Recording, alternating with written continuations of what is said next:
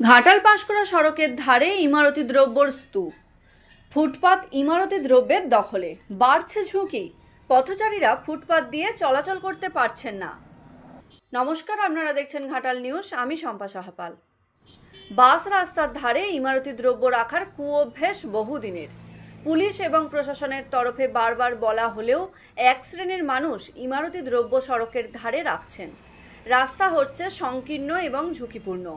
ঘাটাল পাঁশকুড়া রাস্তার ধারে ফুটপাত দখল করছে ইমারতি দ্রব্য।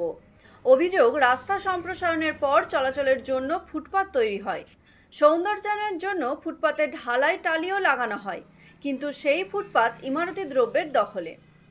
দুর্ঘটনা প্রায়ই ঘটছে, প্রাণ হারাচ্ছে, অথচ প্রশাসন উদাসীন। কুশপাতা বাসস্টপ থেকে সার্ভিসিং সেন্টার পর্যন্ত ইট বালি স্টোন চিপস ফুটপাত দখল করেছে। এর জন্য দায়ী কিছু দায়িত্বজ্ঞানহীন ব্যবসায়ী। ব্যবসাদাররা অনায়াসেই ফুটপাতকে নিজস্ব জায়গা বলে দখল করছে।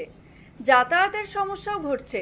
সংশ্লিষ্ট ওয়ার্ডের পুরো প্রতিনিধির নজর নেই বা তারই পরিচিতরা এই ব্যবসা করে বলে তিনি উদাসীন বলে অভিযোগ এলাকার বাসিন্দাদের।